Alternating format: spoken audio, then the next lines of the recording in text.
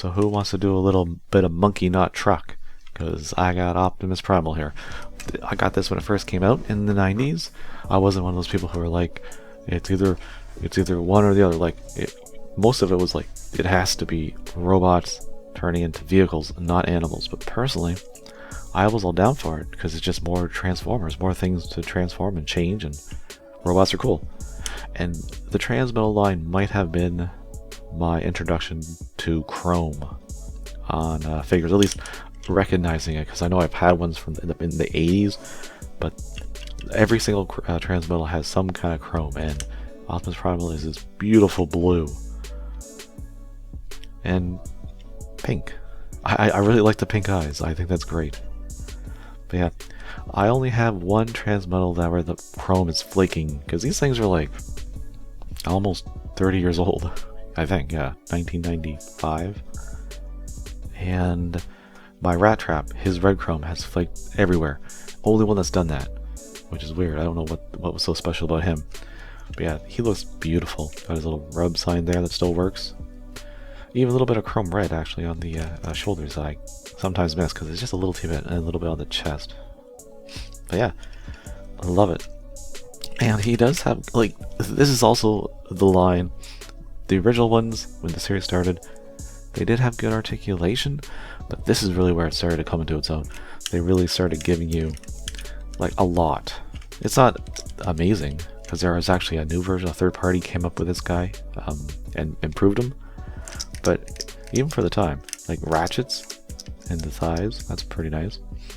But all the Transmetals had like a third mode, basically like a vehicle-ish mode. And with Optimus Primal, you just gotta straighten up what will be his robot legs, and also his gun becomes like a rocket. It's just a very simple thing to do, but it does make it into a kind of cool monkey on a flying surfboard. Like, that's just cool. And of course he has his mace, his two maces. Is it maces or Macy's?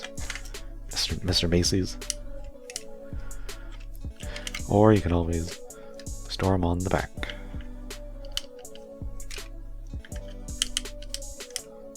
So even though it's dumb, I like it. It's so dumb it's cool. Like, it's one of those things where they could have left it out and it wouldn't have affected anything, but it's just nice that they did something with it. I'm thinking a lot of these modes are just for like, well, we have things like hanging around, hanging off, and let's do something with it instead of leaving it as kibble. And these are pretty big at the time. I've still got the Pinky Freedom here. You can see they're a decent size, and he's gonna get bigger. And let's get into it. Get into that robot mode. So the legs are pretty much half transformed already, which is always nice, like an intermediate step. And then I like how they really did a good job on this. Like, they take the side of the stomach, which will become the back of the shoulder armor. I like to lift the head a little bit, unpeg it, and then get it untabbed. Flip out his robot head. Get rid of that monker head. Be careful not to scratch the chrome on his nose. That would be unfortunate after all these years. And then hinge this back down on the other side. And I love the fact they did this, because the other thing about the Transmetals were the robot mode has organic parts, while the animal mode, which should have organic parts, really doesn't. And they even did it in the hands. Like, these are the monkey hands, and all you do is just rotate them out the new hands. Like, there's not a whole bunch of difference, but they are molded in, like, they are different. Where these ones have more like mechanical knuckles and stuff, this is just more like hair.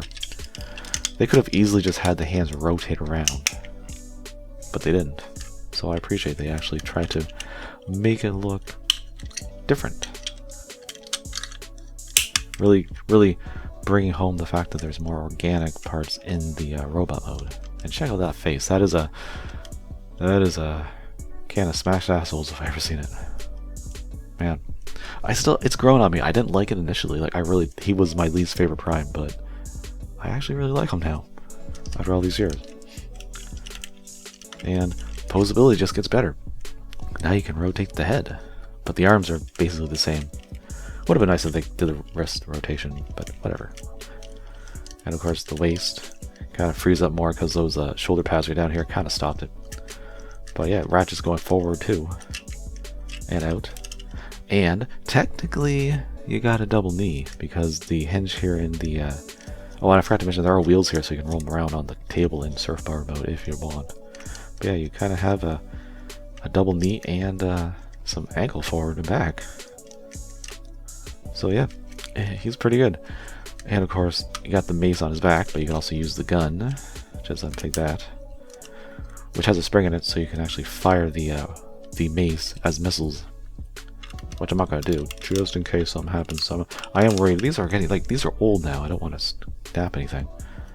So oh, and also, he did this a couple times in the show. These become guns, over-the-shoulder guns.